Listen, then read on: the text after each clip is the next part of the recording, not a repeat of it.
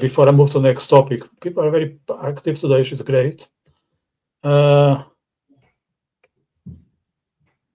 Nice thing for a writer to think about is why people like Jesus or Buddha or Socrates, your fellow Maria, make a conscious decision to never written any word. What do you guys think about this? Maybe Maria, because you're probably closer to Socrates than the two of us, can say something about this. I think there is something that we take for granted with the written word, that it's available, that it's there. I can open it, the book, I can open the papyrus, whatever, anytime and read it. The spoken word, it's like, blink and you miss it sort of thing. I think that is why some ancient Greek philosophers, apart from the fact that, writing on a stone was very time consuming and expensive, did not want to write any written word behind, is because they wanted the audience to engage with it face to face, and they wanted their spoken word to change. Then the second you write something down, whether it's set in stone literally or you put it on a page, it's there, it's done, it's out.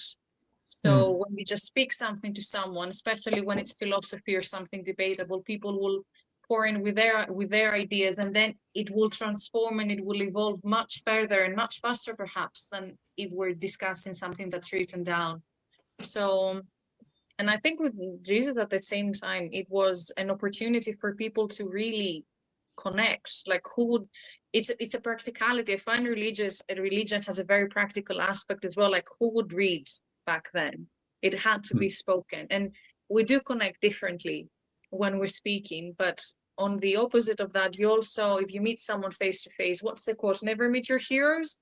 You get a different opinion. Like, I'm sure, if someone just met me and someone else just read my work, they would have very different opinions of me. So in this regard, I think nowadays, with all this political correctness and we all need to have an opinion on each other, it doesn't make that much sense to be as face to face, because I don't know how far we'd get in life like that. You'd have to explain yourself fully if you were speaking this out, instead of leaving people make their opinion on the book and not on yourself. And that's something, of course, that wasn't an option.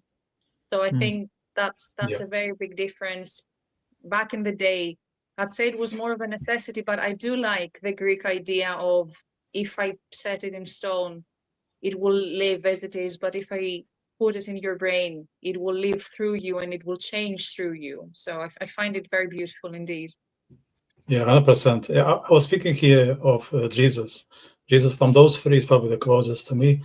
So Jesus, for people who never heard of Jesus before, or maybe they were given the wrong information, was a nice Jewish boy back in those days, and he would just walk around and live by example.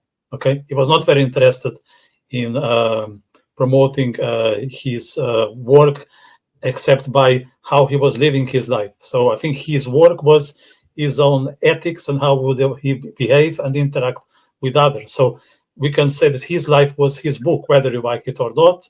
That's completely up to each of us. Like I'm not necessarily Christian myself, but I really see that what Jesus wanted to do is conduct himself in a way that can be of benefit for others by showing how you can be your best self in the road. And he decided that's the way to face existence and make something out of it, and by that impacting the surroundings. I think that was, let's say, his mission, and I think that's beautiful, whether you think he made it correct or not, but at least he had something in mind that he thought would be of would be positive for everyone around. So that's why I think he was not very much interested on writing. Plus, what Maria just said, back in the days there was no option to write because there were not many readers, so it wouldn't make much sense to put yourself away for an hour or two if the results of your writing would be nearly none.